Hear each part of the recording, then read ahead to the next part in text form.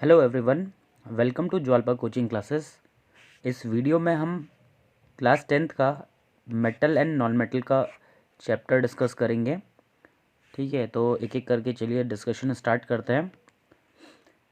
पहला है physical properties of metal. ठीक है, मेटल की फ़िज़िकल प्रॉपर्टीज़। देखो मेटल क्या होता है। मेटल को अगर हम हैमर से हिट करते हैं तो हैमर से हिट करने पे उसे थिन शीट में कन्वर्ट किया जा सकता है। इस प्रॉपर्टी को कहते हैं मेलिएबिलिटी। ठीक है, तो मेटल्स कैसे होते हैं? मेलिएबल होते हैं। जैसे आपने देखा होगा गोल्ड, सिल्वर या फिर आयरन, एल्यूमिनियम, इन सब की शीट्स होती हैं। ठीक है, देखा होगा ना, जैसे एल्यूमिनियम फॉयल होता है। ठीक है, वो क्या है, बहुत पतली सी शीट है। अब वो पतली सी शीट बनेगी कैसे? जब हम उसे हिट करेंगे और हिट करके उसको कन्वर्ट कर देंगे शीट के फॉर्म में।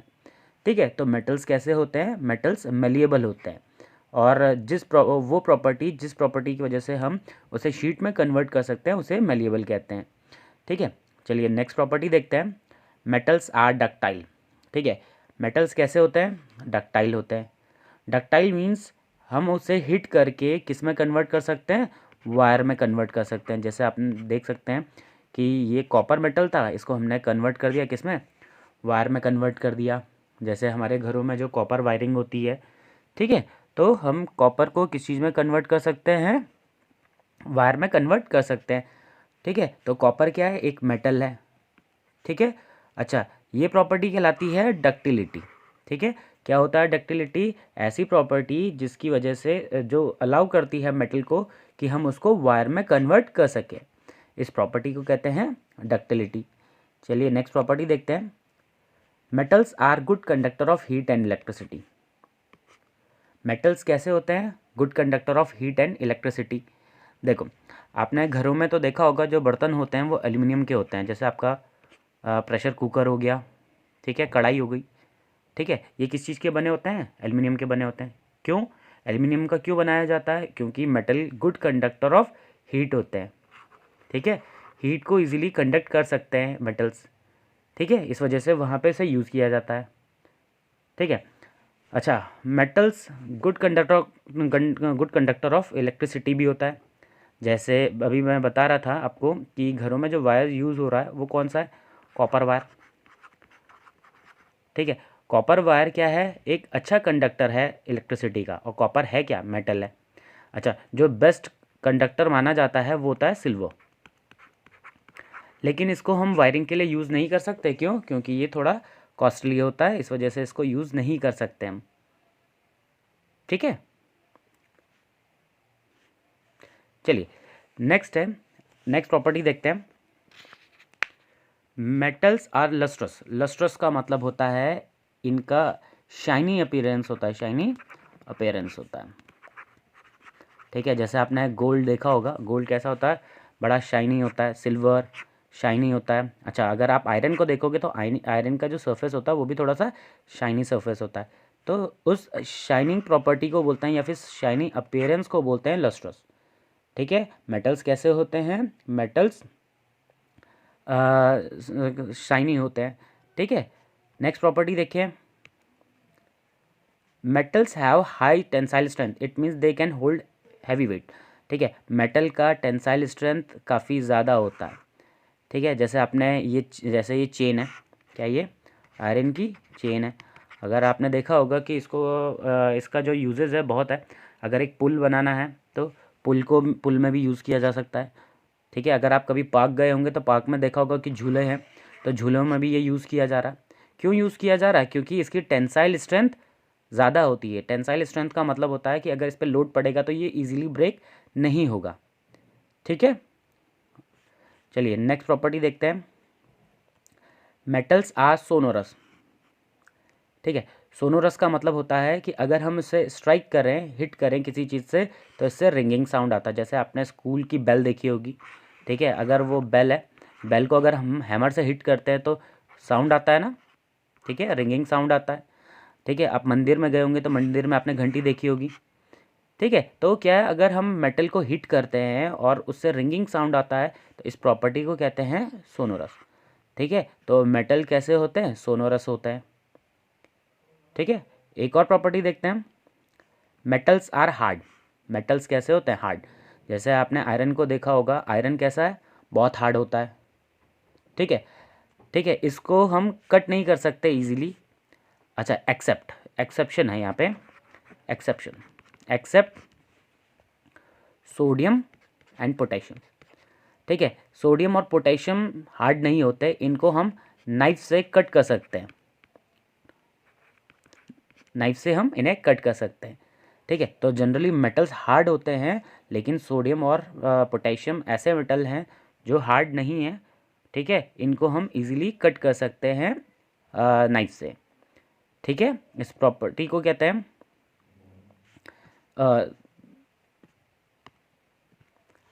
हार्डनेस। ठीक है, क्या कहते हैं, हार्डनेस।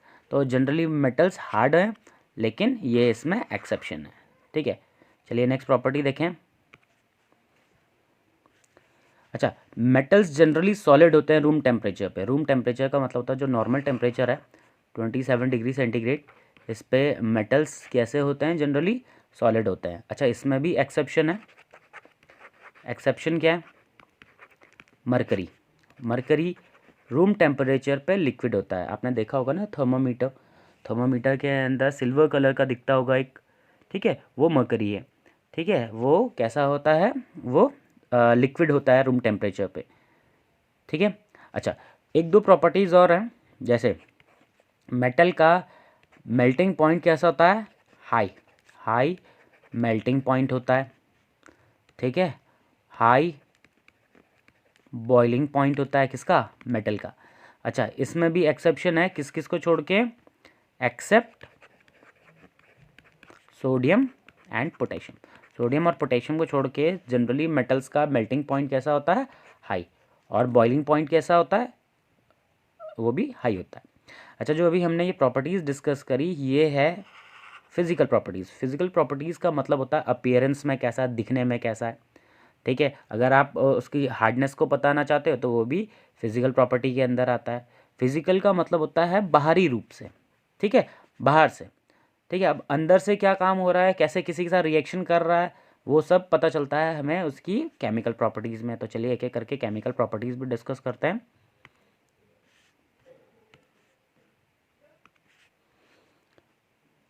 केमिकल प्रॉपर्टी है, पहली केमिकल प्रॉपर्टी कि अगर हम मेटल को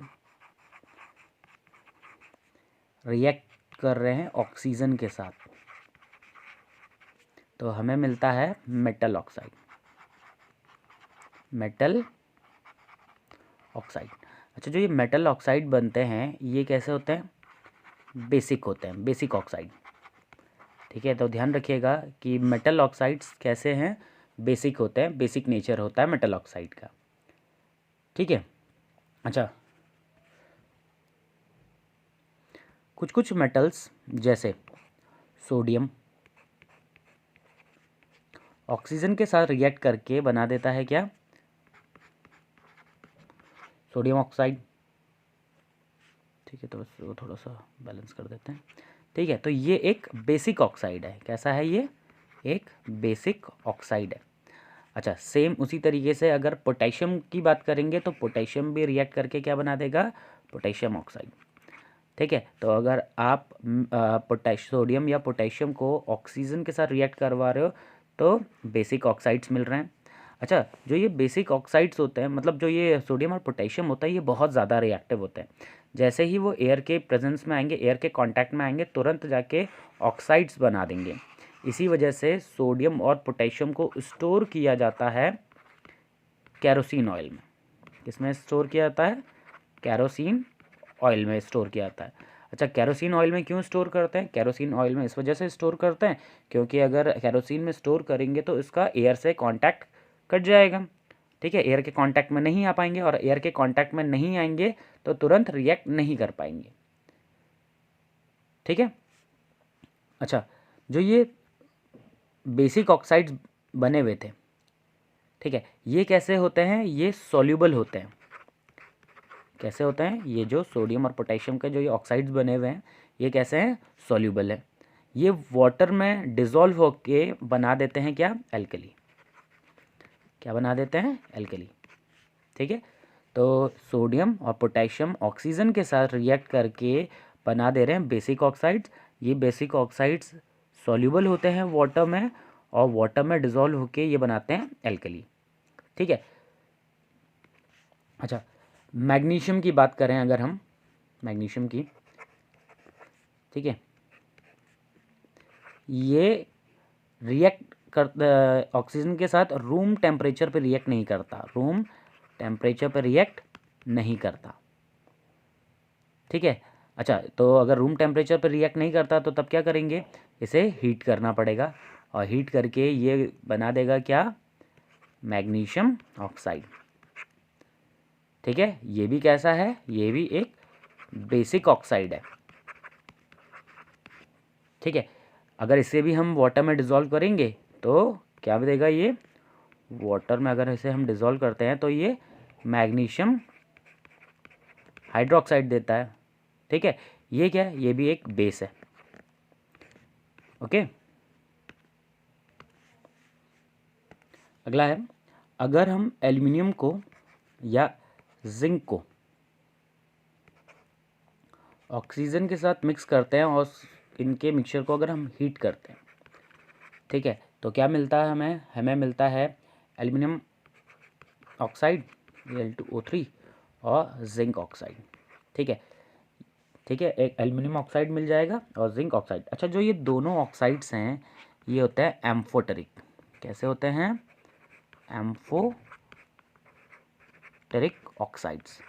अच्छा, एम्फोटेरिक ऑक्साइड्स का मतलब जो ऐसे ऑक्साइड जो एसिड की तरह भी बिहेव करते हैं और बेस की तरह भी बिहेव करते हैं, इनको हम कहते हैं क्या, एम्फोटेरिक ऑक्साइड।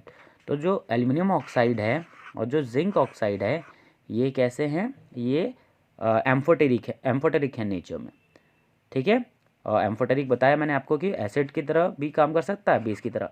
अगर ये एसिड के साथ ट्रीट किए जा रहे हैं तो ये बेस का काम करेंगे, अगर ये बेस के साथ ट्रीट किए जा रहे हैं तो ये एसिड का काम करेंगे। ठीक है, चलिए अगला देखते हैं।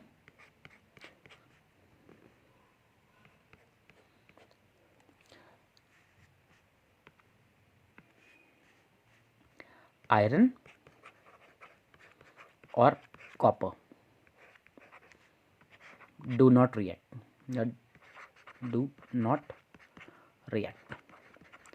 ठीक है, एयर के साथ ये रिएक्ट नहीं करेंगे। ठीक, चलिए नेक्स्ट देखते हैं, नेक्स्ट प्रॉपर्टीज देखते हैं। Reaction with water. ठीक है, मेटल का रिएक्शन किसके साथ, वाटर के साथ। मेटल अगर वाटर के साथ रिएक्ट कर रहा है, वाटर कैसा है, कोल्ड या फिर हॉट। ठीक है, वाटर कैसा है यहाँ पे, कोल्ड या हॉट। तो ये बनाता है मेटल हाइड्रोक्साइड, मेटल हाइड्रोक्साइड और हाइड्रोजन। अच्छा, अगर वहीं पे मेटल मिलाया जा रहा है स्टीम के साथ, स्टीम वाटर का गैसियस फॉर्म है, ठीक है, तो ये बनाता है मेटल ऑक्साइड और साथ में हाइड्रोजन। ठीक है, अब ज़रा कुछ मेटल्स का रिएक्शन पढ़ते हैं वाटर के साथ या फिर स्टीम के साथ। चलिए एक एक करके पढ़ते हैं। जैसे जो पोटेशियम होता है और जो सोडियम होता है ये वाटर के साथ रिएक्ट करते हैं वॉयलेंटली। वॉयलेंटली का मतलब होता है जैसे ही हम इनको वाटर के कांटेक्ट में लेके आएंगे तुरंत ये रिएक्ट करेंगे और हीट प्रोड्यूस करेंगे। ठीक है, मतलब आप क्या करोगे, सोडियम और पोटेशियम को जैसे ही पानी में डालोगे तुरंत ये आग पकड़ लेंगे। क्यों, क्योंकि ये पानी के साथ बहुत ज़्यादा रिएक्टिव होता है। ठीक है, कैसे होते हैं, बहुत ज़्यादा रिएक्टिव होते हैं सोडियम और पोटेशियम। ठीक है, अगला है कैल्शियम का।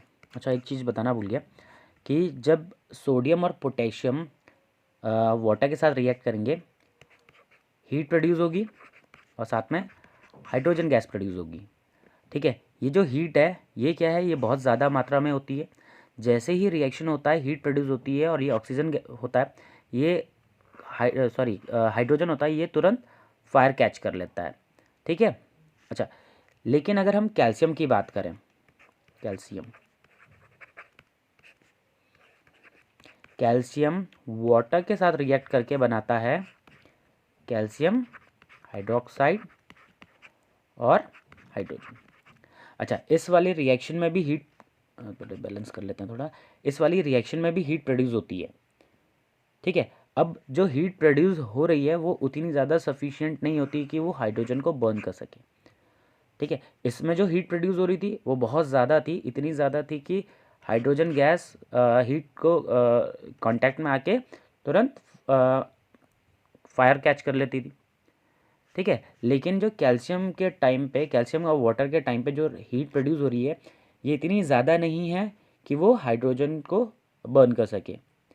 ठीक है, अब क्या होगा, जब हम इसको यूज़ करेंगे तो हाइड्रोजन बनेगा जो कि कैल्शियम के साथ स्टिक हो जाएगा। जो कैल्शियम हम डालेंगे उसके साथ स्टिक हो जाएगा, चिपक जाएगा, जिसकी वजह से कैल्शियम सरफेस पे फ्लोट करने लगेगी। ठीक है, मतलब क्या है कि कैल्शियम को हमने वाटर के साथ रिएक्ट कराया, वाटर के साथ रिएक्ट करके हाइड्रोजन गैस बनी और साथ में हीट बन गई। वो हीट इतनी ज़्यादा सफिशिएंट नहीं थी कि वो हाइड्रोजन को बर्न कर सके। ठीक है, तो जो ये हाइड्रोजन गैस बन रखी है, अभी वो क्या करता है, जो भी हम कैल्शियम को मिलाएंगे और उसके सरफेस पे जाके चिपक जाएगी, जिसकी वजह से जो कैल्शियम है वो वाटर के सरफेस पे फ्लोट करने लगेगा। ठीक है, एक और देखते हैं, मैग्नीशियम कोल्ड वाटर के साथ तो रिएक्ट नहीं करता, लेकिन हॉट वाटर के साथ रिएक्ट करता है और हॉट वाटर के साथ रिएक्ट करके क्या बनाता है, मैग्नीशियम हाइड्रोक्साइड और साथ में हाइड्रोजन गैस। और वहीं पे अगर स्टीम के साथ रिएक्ट करता है तो बनाता है मैग्नीशियम ऑक्साइड और साथ में हाइड्रोजन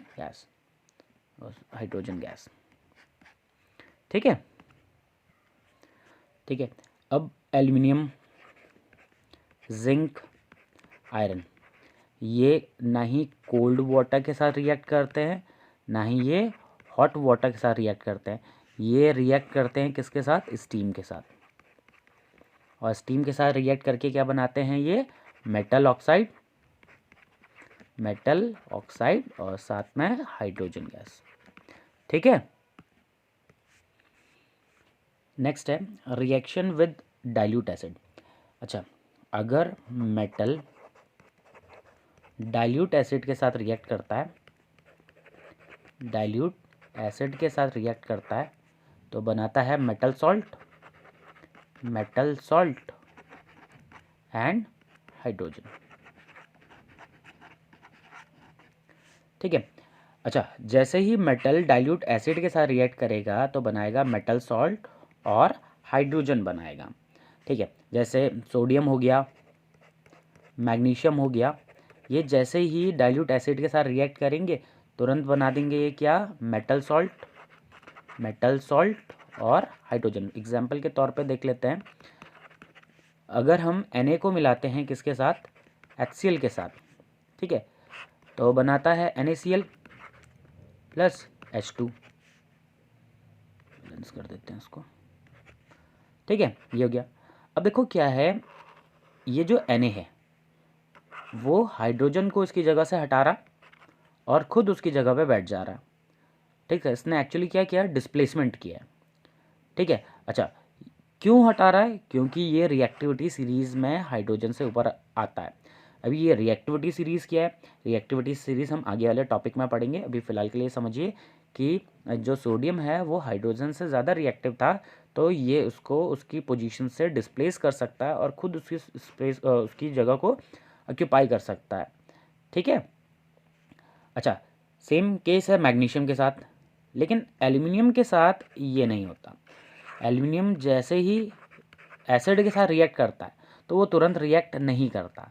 क्यों रिएक्ट नहीं करता, मान लेते हैं हमने ये लिया एल्युमिनियम और इसके साथ हमने मिलाया एसिड। ठीक है, तो एल्युमिनियम के ऊपर देखो एक प्रोटेक्टिव लेयर होती है एल्युमिनियम ऑक्साइड की। किसकी? एल्युमिनियम ऑक्साइड की लेयर जमी होती है। तो जब हम एसिड के साथ इसे मिलाते हैं तो पहले ये लेयर डिज़ोल्व होती है, ये जो ये ऊपर वाली लेयर है, पहले ये लेयर डिज़ोल्व होती है, और जब ये लेयर डिज़ोल्व हो जाती है अब जाके एसिड इस एल्युमिनियम के साथ रिएक्ट कर जाता है। ठीक है। अच्छा, अगर हम जिंक की बात करें या फिर आयरन की, ठीक है, जिंक और आयरन डाइल्यूट एसिड के साथ स्लोली रिएक्ट करते हैं। कैसे रिएक्ट करते हैं? स्लोली रिएक्ट करते हैं। ठीक है, बाकियों के कंपैरिजन में ये स्लो रिएक्शन होता है ये वाला। ठीक है, तो जैसे ही हम जिंक और आयरन को HCl या फिर कोई भी डाइल्यूट एसिड के साथ रिएक्ट करवाएंगे तो ये रिएक्शन कैसा है? स्लो रिएक्शन है। अच्छा, अगर हम वहीं पे कॉपर की बात करें तो ये रिएक्शन पॉसिबल नहीं है, नो रिएक्शन। अच्छा, क्यों रिएक्शन पॉसिबल नहीं है? क्योंकि कॉपर हाइड्रोजन से नीचे आता है रिएक्टिविटी सीरीज में, और जो एलिमेंट नीचे होगा रिएक्टिविटी सीरीज में वो ऊपर वाले को डिस्प्लेस नहीं कर सकता। अभी इसी चीज़ को अभी हम रिएक्टिविटी सीरीज में भी पढ़ेंगे। ठीक है, तो इसके बारे में ज़्यादा चर्चा उस वाले टॉपिक में करेंगे। ठीक है, नेक्स्ट है reaction of metal with other metal salt. अगर हमने एक सॉल्ट लिया, सॉल्ट ऑफ मेटल ए, इसको साथ मिला दिया हमने मेटल बी। ठीक है, तो ये जो मेटल बी है ये इस मेटल ए को रिप्लेस कर देगा और बना देगा क्या? Salt of metal B plus metal A. Example के तौर पे देखते हैं हमारे पास था CuSO4 प्लस जिंक, रिएक्शन हुआ, ये जिंक Cu को उसकी पोजीशन से डिस्प्लेस करता है और खुद उसकी पोजीशन पे जाके बैठ जाता है। ठीक है, तो ये रिएक्शन कैसी है? ये डिस्प्लेसमेंट रिएक्शन है। अच्छा, इस डिस्प्लेसमेंट रिएक्शन को समझने के लिए भी हमें समझना पड़ेगा क्या? रिएक्टिविटी सीरीज को। ठीक है, अच्छा, अगर उल्टा होता ZnSO4 Cu ऐसा होता तो Cu Zn से नीचे आता है रिएक्टिविटी सीरीज में तो वो इसको डिस्प्लेस नहीं कर पाता, तो यहाँ पे रिएक्शन नहीं होता। ठीक है, तो अगर आप मेटल के साथ रिएक्ट कर रहे हो किसी मेटल सॉल्ट को, अगर मेटल ऐसा मेटल है जो कि सॉल्ट में प्रेजेंट मेटल से ऊपर है तो वो उसको डिस्प्लेस कर देगा, अगर ऊपर नहीं है तो नहीं डिस्प्लेस कर पाएगा। तो इसके लिए समझेंगे हम रिएक्टिविटी सीरीज।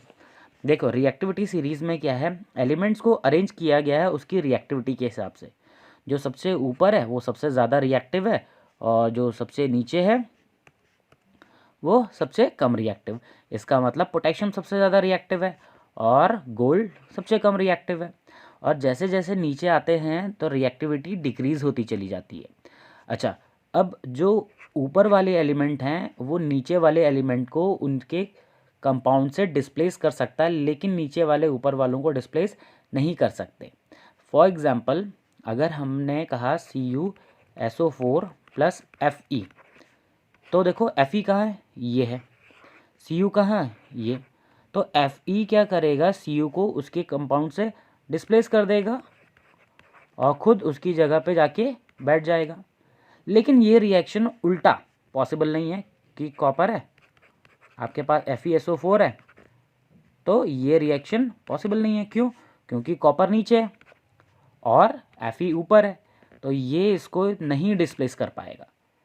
ठीक है, ऊपर वाले कैसे होते हैं? रिएक्टिव होते हैं और नीचे जाते जाते रिएक्टिविटी घटने लगती है। सबसे ऊपर वाला सबसे ज़्यादा रिएक्टिव, सबसे नीचे वाला सबसे कम रिएक्टिव। ठीक है, अच्छा, इस रिएक्टिविटी सीरीज़ को याद करने का तरीका भी होता है हाइड्रोजन तक। क्या है? शॉर्ट फॉर्म में बहुत फेमस ट्रिक है, केदारनाथ का माली आलू ज़रा फीके से पकाता है। तो बच्चों ने इसी तरीके से याद किया होता है, आप भी इसी तरीके से याद कर लीजिए। क्या है, केदारनाथ का माली आलू जरा फीके से पकाता है। ठीक है, तो यहाँ तक का आपको याद हो जाएगा। इसके बाद 2-3 एलिमेंट्स हैं, इनको याद कर लीजिएगा इसी। ठीक है, तो ये क्या था, रिएक्टिविटी सीरीज। रिएक्टिविटी सीरीज बहुत इंपॉर्टेंट है, क्वेश्चन पूछे जाते हैं रिएक्टिविटी सीरीज पे भी। ठीक है, कि जैसे ही ये मैंने बताया था कि क्या ये रिएक्शन पॉसिबल है कि नहीं है, नहीं है भाई पॉसिबल। क्यों नहीं है, क्योंकि कॉपर Fe से नीचे आ रहा है, और कॉपर अगर Fe से नीचे है तो वो ऊपर वाले एलिमेंट को उसके पोजीशन से नहीं डिस्प्लेस कर पाएगा। ठीक है, क्लियर है सबको। चलिए अगला टॉपिक देखते हैं हम, physical properties of non metal. अभी तक तो हम मेटल की प्रॉपर्टीज़ पढ़ रहे थे, अब हम नॉन मेटल की पढ़ेंगे। क्या है, non metal can not be hammered. Non metal को हम हैमर से हिट नहीं कर सकते। फॉर एग्जांपल क्लोरीन है, तो क्लोरीन को तो कैसे हिट करेंगे। ठीक है, और हिट करके हम शीट में कन्वर्ट नहीं कर सकते। जैसे अगर हमारे पास कार्बन है, कार्बन को अगर हम हिट करेंगे हैमर से तो ये शीट में कन्वर्ट नहीं हो पाएगा। ठीक है, तो इसका मतलब अगर ये शीट में कन्वर्ट नहीं हो पाएगा तो ये मेलेबल नहीं होते हैं। अच्छा, मेलेबल नहीं होते हैं, लेकिन ये कैसे होते हैं, ब्रिटल। ब्रिटल का मतलब होता है कि जैसे ही आप इनको हिट करोगे तुरंत इनके सरफेस पे क्रैक आ जाएगा। ठीक है, अच्छा नेक्स्ट है,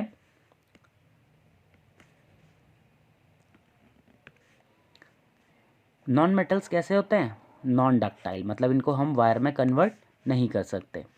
ठीक है, नॉन मेटल्स कैसे होते हैं, poor conductor of heat and electricity होते हैं। नॉन मेटल्स का टेंसाइल स्ट्रेंथ कम होता है। टेंसाइल स्ट्रेंथ हमने मेटल वाली प्रॉपर्टीज़ में समझाया था आपको।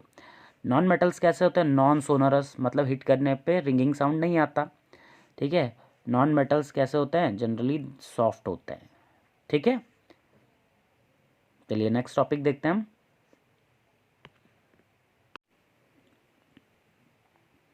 नेक्स्ट है chemical properties of non metal. Non metal की केमिकल प्रॉपर्टीज़ पढ़ेंगे। ठीक है, देखो अगर हम नॉन मेटल को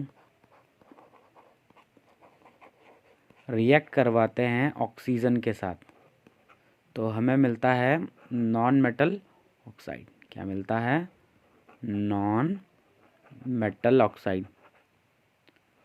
ठीक है, अच्छा जो ये नॉन मेटल ऑक्साइड होता है ये कैसा होता है, ये होता है एसिडिक ऑक्साइड। Acidic oxide.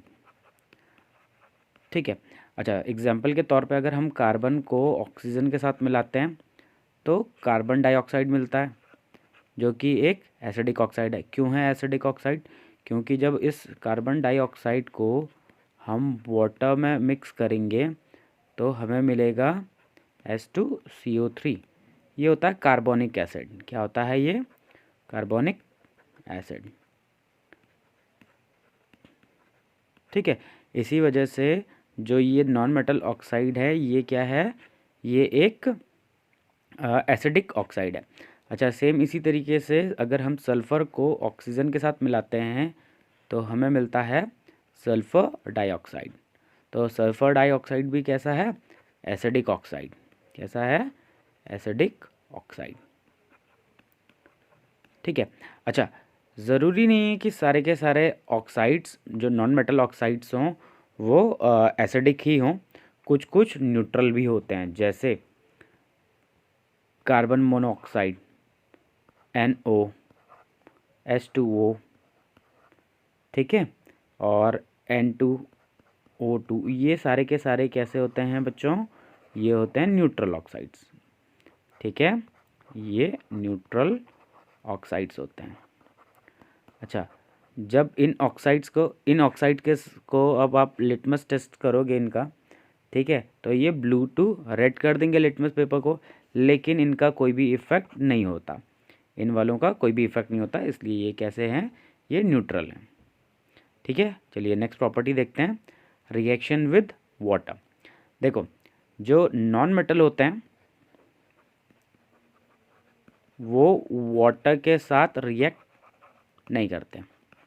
क्यों नहीं करते, क्योंकि नॉन मेटल वाटर से हाइड्रोजन को डिस्प्लेस नहीं कर पाता जैसे मेटल करते थे।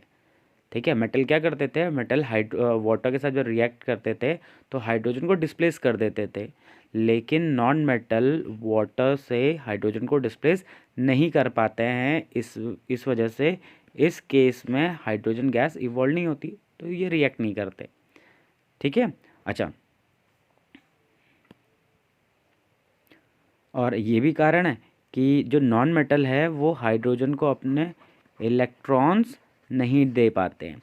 क्यों? क्योंकि नॉन मेटल होते हैं इलेक्ट्रॉन एक्सेप्टर। क्या होते हैं? इलेक्ट्रॉन एक्सेप्टर होते हैं। ठीक है बेटा। ठीक, इस वजह से ये वाटर के साथ रिएक्ट नहीं करते। चलिए नेक्स्ट है रिएक्शन विद एसिड। ठीक है, जैसे मेटल रिएक्ट करता था एसिड के साथ, मगर नॉन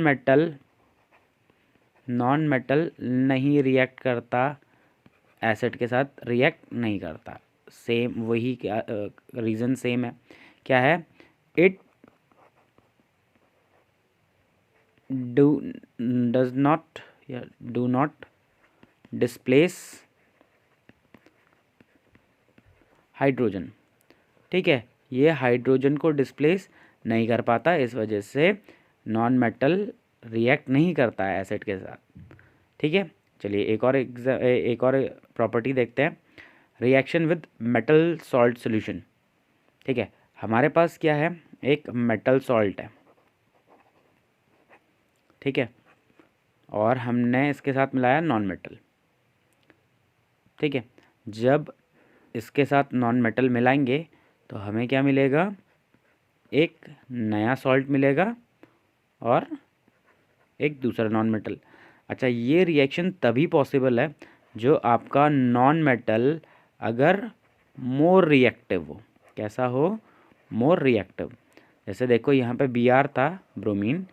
ब्रोमीन क्लोरीन से कम रिएक्टिव है। ठीक है, तो जो ज़्यादा रिएक्टिव है वो लेस रिएक्टिव वाले को डिस्प्लेस कर सकता है, इसलिए ये रिएक्शन हो गया। ठीक है, चलिए आगे देखते हैं। नेक्स्ट है how do metals and non metals react. अच्छा, मेटल्स एंड नॉन मेटल्स कैसे रिएक्ट करते हैं? ठीक है, तो ज़रा इसको समझते हैं। देखो, कोई भी रिएक्शन तभी पॉसिबल है, मतलब जो रिएक्शन हो रही है, तो रिएक्शन होने का कारण क्या है? क्यों हो रहा है रिएक्शन? चाहे मेटल हो चाहे नॉन मेटल हो, इनमें इनका होने का कारण है इन टू अक्वायर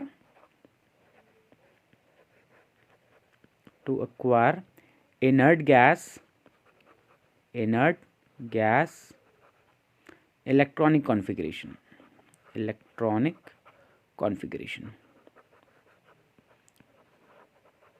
ठीक है, मतलब रिएक्शन क्यों करना है? रिएक्शन इस वजह से करना है क्योंकि इनर्ट गैस का इलेक्ट्रॉनिक कॉन्फ़िगरेशन अचीव करना है। अच्छा, इनर्ट गैस का इलेक्ट्रॉनिक कॉन्फ़िगरेशन का मतलब क्या है? जैसे हीलियम है, हीलियम के आउटर मोस्ट शेल में 2 इलेक्ट्रॉन्स होते हैं। ठीक है, नियॉन है, नियॉन के आउटर मोस्ट शेल में 8 इलेक्ट्रॉन्स होते हैं। आर्गन है, आर्गन के आउटर मोस्ट शेल में 8 इलेक्ट्रॉन्स होते हैं। ठीक है, इसी तरीके से ये सारे के सारे क्या हैं? ये नोबल गैसेस हैं या इनर्ट गैसेस हैं। इनर्ट गैसेस कौन सी? इनर्ट गैसेस जो रिएक्ट नहीं कर रही हैं। ठीक है, तो मेटल्स और नॉन मेटल्स रिएक्ट क्यों कर रहे हैं? रिएक्ट इसलिए कर रहे हैं क्योंकि इन्हें इनर्ट गैस का इलेक्ट्रॉनिक कॉन्फ़िगरेशन अचीव करना है, मतलब आउटर मोस्ट शेल में या तो 2 हो जाएं या फिर 8-8 हो जाएं। अच्छा, 2 हाइड्रोजन के लिए, बाकियों के लिए क्या? 8-8 हो जाएं। ठीक है, अच्छा, अब इस चीज़ को अचीव करने के लिए जो मेटल्स हैं या फिर जो नॉन मेटल्स हैं वो क्या करते हैं? वो 3 चीज़ें कर सकते हैं। क्या? या तो लूज़ करेंगे, या तो लूज़ करे इलेक्ट्रॉन, या फिर गेन करे इलेक्ट्रॉन, या फिर शेयर करे इलेक्ट्रॉन्स। ठीक है, क्या चीज़ें कर सकते हैं? Inert gas electronic configuration achieve करने के लिए या तो इलेक्ट्रॉन लूज़ कर दे, या तो गेन करे, या फिर शेयर करे। ठीक है, बात समझ में आ रही? अच्छा, अगर इलेक्ट्रॉन गेन या लूज़ करता है तो इलेक्ट्रॉन गेन या लूज़ करने की वजह से वहाँ पे जो बॉन्ड बनता है वो बॉन्ड बनता है आयनिक बॉन्ड। और अगर शेयर करता है तो जो बॉन्ड बनता है वो बनता है कोवेलेंट बॉन्ड। ठीक है, एक बार फिर से समझते हैं कि मेटल नॉन मेटल क्यों रिएक्ट कर रहा है। मेटल नॉन मेटल इस वजह से रिएक्ट कर रहा है क्योंकि जितने भी एलिमेंट्स हैं उन्हें एक्वायर करना है inert gas electronic configuration achieve करना है। तो उसके लिए, उस चीज़ को अचीव करने के लिए या तो लूज़ करे इलेक्ट्रॉन, या तो गेन करे, या फिर शेयर करे। अच्छा, इसको और अच्छे तरीके से समझते हैं। मान लेते हैं हमारे पास है सोडियम। ठीक है, सोडियम का इलेक्ट्रॉनिक कॉन्फ़िगरेशन होता है 2,8,1। ठीक है, एक है क्लोरीन, इसका इलेक्ट्रॉनिक कॉन्फ़िगरेशन होता है 2,8,7। ठीक है, अब जो सोडियम है इसके आउटर मोस्ट शेल में एक इलेक्ट्रॉन है, जो क्लोरीन है इसके आउटर मोस्ट शेल में कितने इलेक्ट्रॉन्स हैं? 7 इलेक्ट्रॉन्स हैं। ठीक है, अब देखो इसके आउटर मोस्ट शेल में कितने इलेक्ट्रॉन्स हैं? एक। अभी इसको कितने और की रिक्वायरमेंट है? इसको अभी 7 और की रिक्वायरमेंट है, क्योंकि आउटर मोस्ट शेल में 8 होने चाहिए। अच्छा, इसके आउटर मोस्ट शेल में कितने हैं? इसके आउटर मोस्ट शेल में सिर्फ 7 हैं। तो इसको कितने की रिक्वायरमेंट है? इसको 1 की रिक्वायरमेंट है। तो इसका रिक्वायरमेंट पूरा किया जा सकता है, लेकिन इसका रिक्वायरमेंट पूरा नहीं किया जा सकता। क्यों? क्योंकि 7 इसे कौन देगा? कोई भी इसे 7 इलेक्ट्रॉन्स नहीं देने वाला। तो ये क्या करता है, ये अपने 1 इलेक्ट्रॉन को इसको डोनेट कर देता है। ठीक है, अभी इसको ये डोनेट करता है, तो इसकी वजह से इस पर आ जाता है पॉजिटिव चार्ज, और इस पर आ जाता है नेगेटिव चार्ज। ये बन गया आपका कैटायन, ये बन गया एनाइन, और इनके बीच में बॉन्डिंग हो जाती है। और बॉन्डिंग जो हो रही है उस बॉन्डिंग को कहते हैं हम क्या? Ionic bonding. या फिर जो इनके बीच में जो बॉन्ड बन रहा है उसको क्या कहते हैं? Ionic bond. क्यों बोलते हैं आयनिक बॉन्ड? क्योंकि ये जो दोनों हैं ये क्या है? ये आयंस हैं। क्या है ये? आयंस हैं। अब आयंस के बीच में बॉन्डिंग हो रही है, इस वजह से इस बॉन्डिंग को क्या कहते हैं? आयनिक बॉन्डिंग या फिर आयनिक बॉन्ड बन। अच्छा, एक और एग्जांपल देख लेते हैं, जैसे MgCl2 का। ठीक है, MgCl2 का। अच्छा, Mg के आउटर मोस्ट शेल में होते हैं 2 इलेक्ट्रॉन्स, Cl के आउटर मोस्ट शेल में होते हैं कितने? 7 इलेक्ट्रॉन्स। ठीक है, तो ये क्या करेगा, ये अपना एक इलेक्ट्रॉन इसको दे देगा। ठीक है, अच्छा, लेकिन अभी भी इसके पास एक इलेक्ट्रॉन रह जा रहा है, तो ये इलेक्ट्रॉन किसको देगा? एक दूसरा Cl है, ये इलेक्ट्रॉन इसको दे देगा। अब ऐसा होने की वजह से इस पे आ जाएगा +2 चार्ज, और इन पे आ जाएगा क्या? दोनों पे -1 चार्ज, दोनों पे। अब इनके, ये देखो ये क्या हो गया? कैटाइन। और ये क्या हो गए? ये एनाइन हो गए। इनके बीच में बॉन्डिंग होगी और बन जाएगा हमारे पास क्या? MgCl2। तो आयनिक बॉन्डिंग में क्या हो रहा होता है? आयनिक बॉन्डिंग में ट्रांसफ़र ऑफ इलेक्ट्रॉन होते हैं, ट्रांसफ़र ऑफ इलेक्ट्रॉन्स होते हैं। ठीक है, एक इलेक्ट्रॉन देता है और दूसरा उसे एक्सेप्ट करता है। ठीक है, अच्छा, जो इलेक्ट्रॉन देता है उस पर पॉजिटिव चार्ज आता है, और जो इलेक्ट्रॉन एक्सेप्ट करता है उस पर नेगेटिव चार्ज आता है।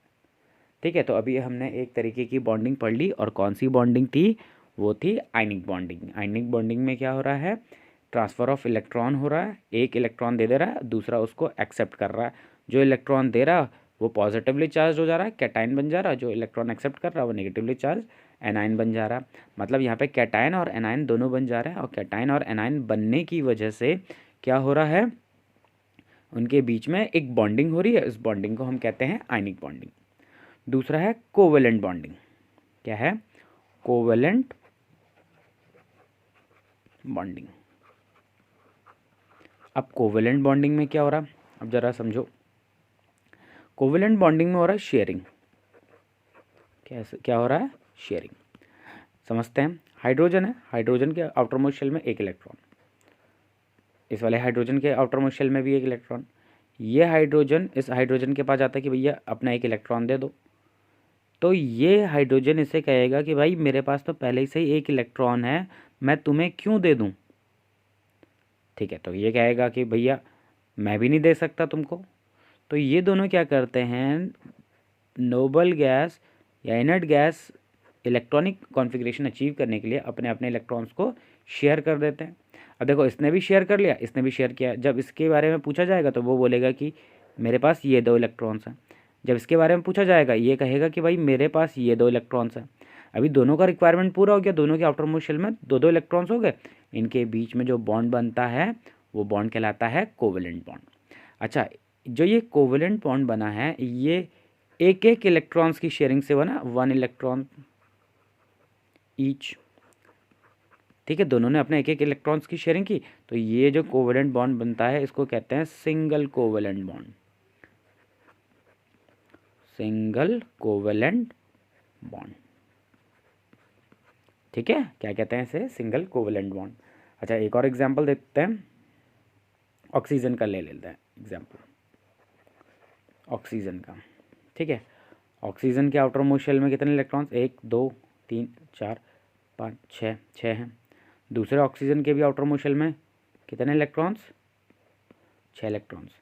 अभी इसको कितने का रिक्वायरमेंट है, इसको 2 इलेक्ट्रॉन्स और चाहिए। इसको कितने का रिक्वायरमेंट है, इसको भी 2 इलेक्ट्रॉन्स और चाहिए। अब इसको 2 इलेक्ट्रॉन्स तो नहीं मिल पाएंगे, मतलब ये 2 अपने इलेक्ट्रॉन्स नहीं देगा। क्यों देगा कि भाई, क्योंकि पहले इसका खुद के पास 2 इलेक्ट्रॉन्स कम है। अगर ये इसको 2 इलेक्ट्रॉन्स दे देगा तो इसका तो 4 इलेक्ट्रॉन्स कम हो जाएंगे। ठीक है, अब ये दोनों क्या करेंगे, ये दोनों अपने अपने 2-2 इलेक्ट्रॉन्स शेयर कर लेंगे। ये दोनों अपने अपने 2-2 इलेक्ट्रॉन्स शेयर कर लेंगे। 2-2 इलेक्ट्रॉन शेयर करने की वजह से इनके बीच में जो बॉन्ड बनेगा वो इस तरीके का होगा, और ये कहलाता है डबल कोवेलेंट बॉन्ड। क्या है, डबल कोवेलेंट बॉन्ड। ठीक है, तो डबल कोवेलेंट बॉन्ड में क्या हो रहा है, दोनों के दोनों इलेक्ट्रॉन्स दोनों के दोनों एटम्स अपने 2-2 इलेक्ट्रॉन्स की शेयरिंग कर रहे हैं। ठीक है, चलिए एक और देखते हैं, नाइट्रोजन का देख लेते हैं, नाइट्रोजन का केस। नाइट्रोजन के आउटर मोस्ट शेल में टोटल 5 इलेक्ट्रॉन्स हैं। दूसरे नाइट्रोजन के भी आउटर मोस्ट शेल में टोटल 5 इलेक्ट्रॉन्स। अभी इसको 3 का रिक्वायरमेंट है, इसको भी 3 का रिक्वायरमेंट। ये अपने 3 इलेक्ट्रॉन्स इसे नहीं देगा, ना ही ये अपने 3 इलेक्ट्रॉन्स इसे देगा। अब इनके पास क्या रास्ता बचता है, इनके पास रास्ता बचता है कि ये दोनों अपने 3-3 इलेक्ट्रॉन्स आपस में शेयर कर लें। क्या करें, अपने 3-3 इलेक्ट्रॉन्स आपस में शेयर कर लें। अब 3-3 इलेक्ट्रॉन्स आपस में शेयर करने की वजह से इनके बीच में बनेगा एक इस तरीके का बॉन्ड, ट्रिपल बॉन्ड, 3 बॉन्ड बन जाएंगे। तो ये जो बॉन्ड है ये किसकी वजह से बना है, ये बेटा शेयरिंग की वजह से बना हुआ। दोनों ने अपने अपने इलेक्ट्रॉन्स शेयर किए और शेयरिंग की वजह से ये बॉन्ड बना, तो इसको हम कहते हैं ट्रिपल कोवेलेंट बॉन्ड। क्या कहते हैं, ट्रिपल कोवेलेंट बॉन्ड। ठीक है, तो सिंगल कोवेलेंट बॉन्ड में क्या हो रहा था, सिंगल कोवेलेंट बॉन्ड में दोनों एटम अपने एक एक इलेक्ट्रॉन्स को शेयर कर रहे थे। ठीक है, और डबल कोवेलेंट बॉन्ड में क्या हो रहा था, दोनों एटम्स अपने 2-2 इलेक्ट्रॉन्स शेयर कर रहे थे। और ट्रिपल कोवेलेंट बॉन्ड में क्या हो रहा था, ट्रिपल कोवेलेंट बॉन्ड में दोनों एटम्स अपने 3-3 इलेक्ट्रॉन्स शेयर कर रहे थे। तो इस तरीके से यहाँ पर ट्रिपल बॉन्ड बन जाता है। ठीक है, क्लियर है सबको। नेक्स्ट है difference between ionic compounds and covalent compounds. देखो, ionic compound generally crystalline solids होते हैं। क्या होते हैं, क्रिस्टलाइन सॉलिड्स होते हैं, मतलब क्रिस्टल के जैसे। ठीक है, और ये जनरली लिक्विड और गैस होते हैं। ठीक है, इनका हाई होता है क्या, melting point and boiling point. इनका मेल्टिंग पॉइंट और बॉइलिंग पॉइंट हाई होता है। इनका मेल्टिंग लो होता है, मेल्टिंग पॉइंट, बॉइलिंग पॉइंट। ठीक है, इनका मेल्टिंग पॉइंट और बॉइलिंग पॉइंट लो होता है। ठीक है, अगला है, ये होते हैं can conduct electricity, can conduct electricity. ठीक है, लेकिन ये ध्यान रखना है कि ये सॉलिड में कंडक्ट नहीं करते, सॉलिड स्टेट में कंडक्ट नहीं करते, ये तो मोल्टन स्टेट में करेंगे कंडक्ट या फिर एक्वस स्टेट में। ठीक है, ये नहीं करते, डू नॉट कंडक्ट।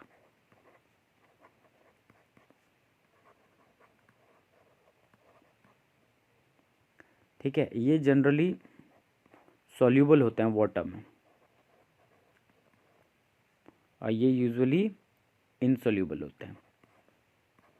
ठीक है, इनसॉल्यूबल एक्सेप्शन होते हैं। ठीक है, चलिए नेक्स्ट टॉपिक देखते हैं। नेक्स्ट टॉपिक है हमारा एक्सट्रैक्शन ऑफ मेटल्स। क्या है?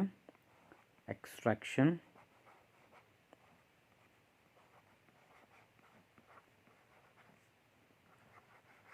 ऑफ मेटल्स, मतलब हमें मेटल को एक्सट्रैक्ट करना है। एक्सट्रैक्ट करने का मतलब होता है उसको प्योर फॉर्म में निकालना। ठीक है, तो पहले आगे सीखने से पहले दो तीन कुछ टर्म्स हैं, उन्हें समझ लेते हैं। पहला है मिनरल।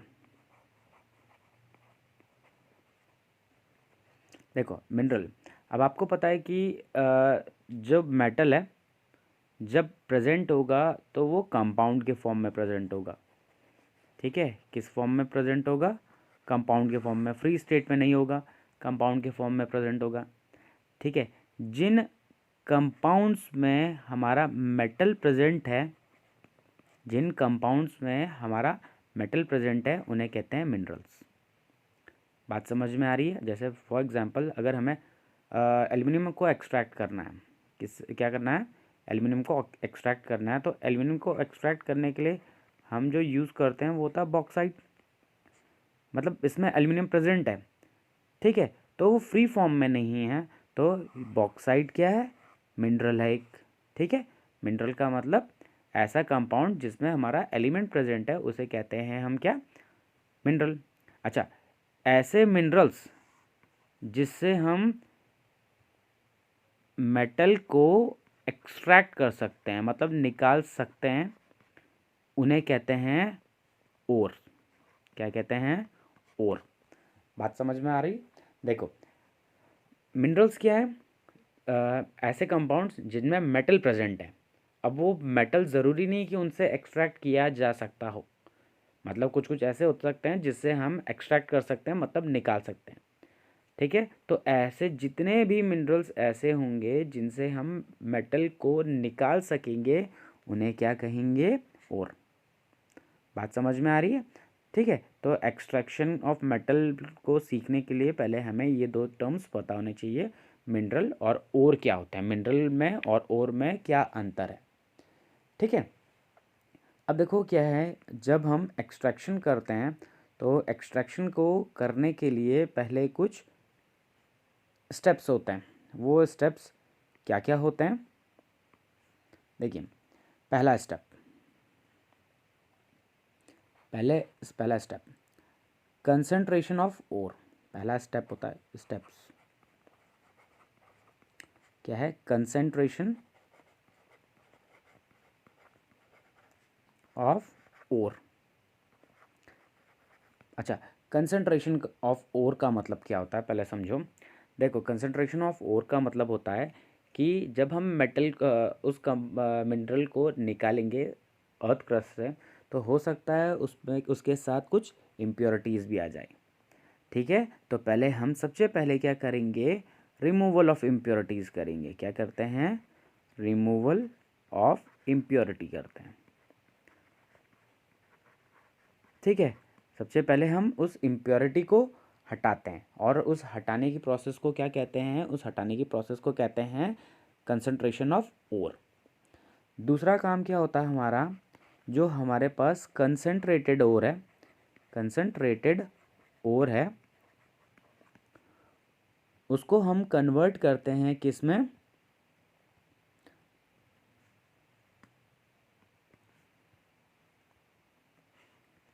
मेटल में। ठीक है, अब जो ये मेटल हमें मिला, इसका क्या करते हैं हम? इसका हम करते हैं रीफाइनिंग। रीफाइनिंग करते हैं, और रीफाइनिंग करके मिल जाता हमें प्योर मेटल। ठीक है, तो हमें इतने स्टेप्स फॉलो करना है। ठीक है, और हमारा एक्सट्रैक्शन हो जाएगा। ठीक है, आगे देखिए। अब क्या है, हमारे पास जो मेटल्स हैं कौन कौन से हैं, देखो potassium, sodium, calcium, magnesium, aluminium. लिख देते हैं पहले सारे हम। Zinc, iron, lead, copper,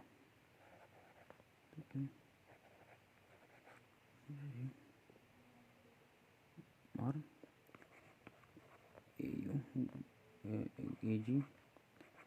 Au, platinum. ठीक है, अब देखो क्या है, जो ये वाले जो मेटल्स हैं ये काफ़ी रिएक्टिव होते हैं और इनका एक्सट्रैक्शन करने के लिए हम यूज़ करते हैं इलेक्ट्रोलिसिस। क्या करते हैं, इलेक्ट्रोलिसिस करते हैं इनका। ठीक है, अच्छा, जो ये वाले जो मेटल्स हैं इनका करते हैं रिडक्शन।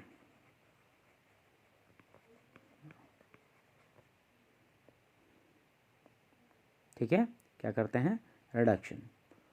ठीक है, और जो ये वाले होते हैं, ये वाले लीस्ट रिएक्टिव होते हैं, ये हाईली रिएक्टिव होते हैं, ये इनकी रिएक्टिविटी मीडियम रहती है, और ये लीस्ट रिएक्टिव होते हैं। इनका क्या करा जाता है, हीटिंग सल्फाइड इन एयर। क्या है इसका मतलब, अभी समझते हैं। ठीक है, और जो ये हैं ये तो हमें नेटिव स्टेट में मिल जाते हैं। नेटिव स्टेट का मतलब होता है फ्री स्टेट में मिल जाते हैं ये। ठीक है,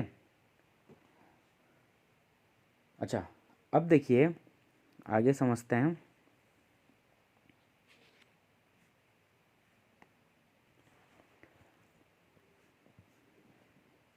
चलो प्रोसेस समझते हैं, ज़रा एक्सट्रैक्शन का प्रोसेस को समझते हैं। देखो हमारे पास था ओर, क्या था, ओर का किया हमने कंसंट्रेशन। क्या किया, कंसंट्रेशन। कंसंट्रेशन का मतलब होता है कि हमने उससे इम्प्योरिटीज़ को हटाया। ठीक है, अब हमारे पास तीन तरीके के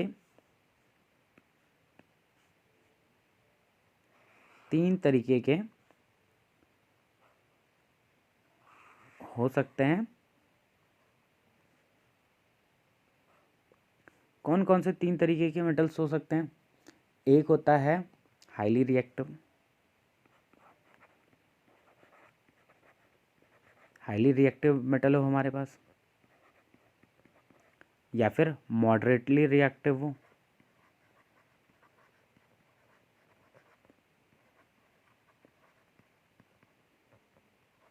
या फिर लेस रिएक्टिव हो। ठीक है, तो ये तीन तरीके के हमारे पास मेटल हो सकते हैं। जो हाईली रिएक्टिव होंगे, जो हाईली रिएक्टिव होंगे उनका हम क्या करेंगे, इलेक्ट्रोलिसिस। उनका क्या करते हैं हम, इलेक्ट्रोलिसिस, और हमें मिल जाएगा प्योर मेटल। ठीक है, अच्छा, जो मॉडरेटली रिएक्टिव हैं, तो मॉडरेटली रिएक्टिव के अंदर हमारे पास दो प्रकार के ओर हो सकते हैं। कौन कौन से, एक होते हैं कार्बोनेट ओर, कार्बोनेट ओर, या फिर हो सकता है सल्फाइड ओर, सल्फाइड ओर। ठीक है, या तो कार्बोनेट ओर हो सकता है या फिर सल्फाइड ओर। ठीक है, तो जो ये कार्बोनेट ओर होगा और जो सल्फाइड ओर होगा, इनका हम करते हैं क्या, देखो इसका करते हैं हम कैल्सिनेशन। क्या करते हैं, कैल्सिनेशन, और इसका करते हैं हम रोस्टिंग। ठीक है, इनका क्या किया हमने, कैल्सिनेशन और रोस्टिंग, और कैल्सिनेशन और रोस्टिंग करके हमें मिल गया मेटल ऑक्साइड। क्या मिला, मेटल ऑक्साइड। ध्यान से समझना। अच्छा, कैल्सिनेशन और रोस्टिंग क्या है अभी बताते हैं हम आपको। कैल्सिनेशन और रोस्टिंग क्या होता है पहले ये समझते हैं। देखो, कैल्सिनेशन में हम हीटिंग करते हैं इन द कैल्सिनेशन में हम क्या करते हैं, हीटिंग करते हैं इन द एब्सेंस ऑफ एयर। किसके एब्सेंस ऑफ एयर। और इसमें रोस्टिंग की जाती है इन द प्रेजेंस ऑफ एयर। किसकी प्रेजेंस में, प्रेजेंस ऑफ एयर, मतलब एयर की प्रेजेंस में हम हीटिंग करते हैं किसकी, सल्फाइड ओर की। और इसमें हम कार्बोनेट ओर की हीटिंग करते हैं इन द एब्सेंस ऑफ एयर। ठीक है, अब हमें मिल गया मेटल ऑक्साइड। अब मेटल ऑक्साइड का किया जाता है रिडक्शन।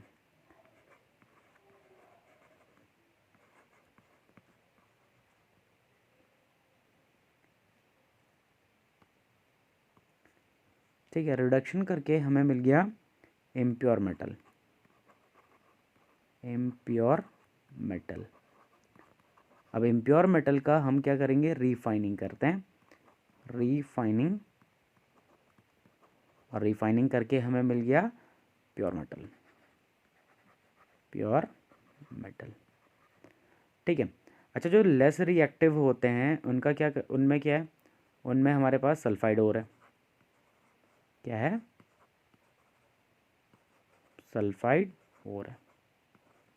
ठीक है, जो सल्फाइड ओर है उसका हम करते हैं रोस्टिंग। सल्फाइड ओर की रोस्टिंग।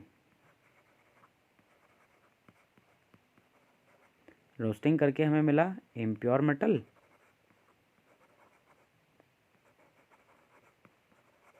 और फिर हमने रिफाइनिंग करी,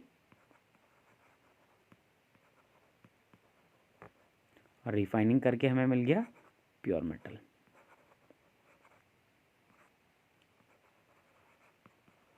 ठीक है, तो इस तरीके से एक्सट्रैक्शन किया जाता है। क्या किया जाता है, एक्सट्रैक्शन किस चीज़ का, मेटल का। मतलब उसके ओर से मेटल को एक्सट्रैक्ट करना है तो ये प्रोसेसेस हम फॉलो करेंगे। पहला क्या करेंगे, कंसंट्रेशन। कंसंट्रेशन का मतलब होता है उसको प्योरीफाई करना, इम्प्योरिटीज़ हटा देना। दूसरा कि अगर हाईली रिएक्टिव है तो इलेक्ट्रोलिसिस करो, मॉडरेटली रिएक्टिव है तो ये चेक करो कि पहले कार्बोनेट का है कि सल्फाइड का हो रहा है। कार्बोनेट का है तो कैल्सिनेशन करो।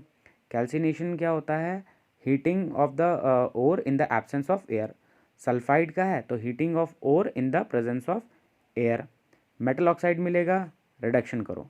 रिडक्शन करके इम्प्योर मेटल मिलता है। इम्प्योर मेटल मिला, उसकी रिफाइनिंग करो। रिफाइनिंग करके प्योर मेटल मिल गया। अगर वहीं पे अगर लेस रिएक्टिव होगा तो लेस रिएक्टिव वाले को में कौन, सल्फाइड ओर होगा। और सल्फाइड ओर का रोस्टिंग करो, इम्प्योर मेटल मिला। इम्प्योर मेटल की रिफाइनिंग करो, प्योर मेटल मिल जाता है। ठीक है, तो ये प्रोसेसेस हम यूज़ करते हैं किस चीज़ के लिए, एक्सट्रैक्शन ऑफ मेटल्स के लिए। नेक्स्ट नेक्स्ट टॉपिक है हमारा कोरोजन। क्या है, कोरोजन।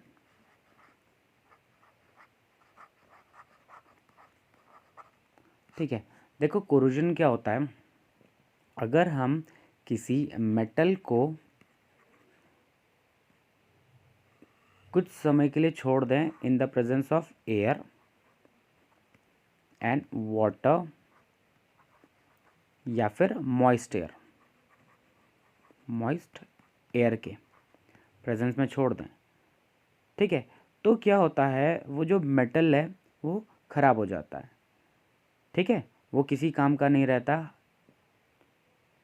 ठीक है, अब अगर हम यहाँ पे जो ये मेटल है, अगर इसको कहें कि ये आयरन है, तो आयरन को अगर मॉइस्ट एयर की प्रेजेंस में रखें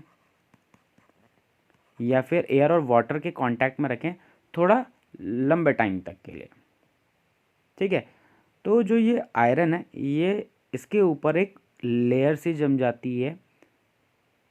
ठीक है, एक ऑक्साइड की लेयर जम जाती है, और जो ये प्रोसेस होता है इसको कहते हैं रस्टिंग ऑफ आयरन। क्या है ये, रस्टिंग ऑफ आयरन कहते हैं।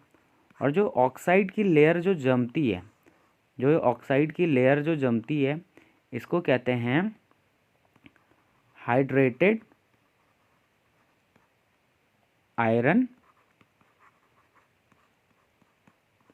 3 ऑक्साइड। ठीक है, अच्छा इसका फॉर्मूला क्या है, Fe2O3.X H2O। ठीक है, एक्स क्या है, नंबर ऑफ वाटर मॉलिक्यूल्स, ये कोई फिक्स नहीं है। तो देखो ये प्रोसेस क्या है, इस प्रोसेस को कहते हैं हम कोरोजन। कोरोजन के अंदर हम एक पढ़ते हैं rusting of iron. Rusting of iron क्या है, आपने सुना होगा जंक लगना ना। तो किसी अगर आप किसी ये आयरन के पीस को अगर कुछ समय के लिए छोड़ देते हो, किसमें, मॉइस्ट एयर में या फिर ऐसी जगह पे जहाँ पे एयर और वाटर दोनों चीज़ें हैं, तो क्या होता है वो जो आयरन है उसके ऊपर जंक लगने लग जाता है। ठीक है, तो जो जंक है उसको हम कहते हैं रस्ट। ठीक है, और जो प्रोसेस है रस्ट लगने की जो प्रोसेस है उसको कहते हैं रस्टिंग ऑफ आयरन। ठीक है, अच्छा ये कैसा है, ये अनडिज़ायरेबल प्रोसेस है। ठीक है, मतलब हम नहीं चाहते हैं कि ये हो, क्यों, क्योंकि इससे मेटल ख़राब हो जाता है। आपने कोई भी मेटल का पार्ट देखा होगा जिस पे जंक लगा होगा, तो देखो जिस पे जंक लगा होता है वो क्या होता है, वो हमारे किसी काम का नहीं रहता। ठीक है, और उसकी स्ट्रेंथ भी ख़त्म हो जाती है, तो वो किसी काम का नहीं रहता हमारे। तो ये हम नहीं चाहते हैं कि हमारे पास कोई ऐसी चीज़ हो जिससे हमारा काम खराब हो। अब अगर कोई जंक लगी हुई चीज़ है, अगर हम उसे कहीं पे यूज़ करते हैं तो उसमें तो कोई स्ट्रेंथ है ही नहीं, वो तो कभी भी टूट सकता है। ठीक है, तो ये क्या है, ये अनडिज़ायरेबल चीज़ है। इसको प्रिवेंट करने के लिए क्या करते हैं, इसके प्रिवेंशन के लिए हम कुछ चीज़ें ले सकते हैं, प्रिवेंशन के लिए कुछ स्टेप्स ले सकते हैं। पहला क्या है, हम इस पर कर दें पेंटिंग। क्या कर दें, पेंटिंग। आपने देखा होगा कि जितनी भी लोहे की चीज़ें होंगी उसके बाहर हम क्या करते हैं, पेंट करते हैं। क्यों करते हैं पेंट, क्यों करते हैं, ताकि उसका एयर से कांटेक्ट कट जाए, और अगर एयर से कांटेक्ट कट जाएगा तो उसकी रस्टिंग नहीं हो पाएगी। ठीक है, दूसरा तरीका है बाय अप्लाइंग ग्रीस और ऑयल। क्या करें, हम उस सरफेस पे ग्रीस या फिर ऑयल अप्लाई कर दें, तो इसमें भी सेम वही चीज़, एयर से उसका कांटेक्ट कट जाएगा और रस्टिंग नहीं हो पाएगी। ठीक है, एक और मेथड है galvanisation.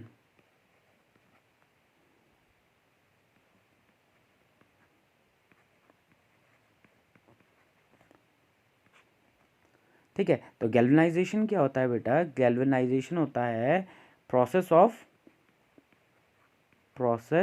Of depositing thin layer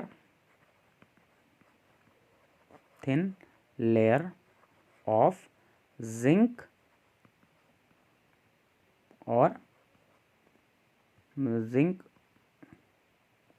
on iron object. ठीक है, हम क्या करते हैं, जो आयरन का जो ऑब्जेक्ट होगा उसके ऊपर जिंक की एक बहुत पतली सी लेयर लगा देंगे। ठीक है, अब जिंक की पतली लेयर लगाने से क्या होगा, जिंक की पतली लेयर लगाने से उसका कांटेक्ट कट जाएगा, किससे, एयर से, और रस्टिंग नहीं हो पाएगी। ठीक है, अगला है हम टिन प्लेटिंग कर सकते हैं। क्या कर सकते हैं, टिन प्लेटिंग कर सकते हैं। ठीक है, टिन प्लेटिंग आपने देखे होंगे कि जो वॉशरूम्स में जो नल होते हैं वो उनमें बहुत शाइनिंग रहती है। क्यों रहती है, क्योंकि उसके ऊपर की जाती है टिन की प्लेटिंग की जाती है। अब टिन की प्लेटिंग करेंगे तो सेम वही कि एयर से कांटेक्ट कट जाएगा, और एयर से कांटेक्ट कट जाएगा तो उसकी रस्टिंग नहीं हो पाएगी। ठीक है, ठीक, तो ये कुछ स्टेप्स थे किस चीज़ के, प्रिवेंशन के, रस्टिंग से बचाने के। ठीक है, तो आज के इस वीडियो में हम इतना ही करेंगे। ठीक है, नेक्स्ट वीडियो में मिलेंगे नए चैप्टर के साथ, तब तक के लिए धन्यवाद। अगर आपको वीडियो पसंद आया तो लाइक करिए, शेयर करिए, सब्सक्राइब करिए, ज़्यादा से ज़्यादा शेयर करिए इस वीडियो को। ठीक है, अपने फ्रेंड्स के साथ, अपने रिलेटिव्स के साथ। ठीक है, धन्यवाद।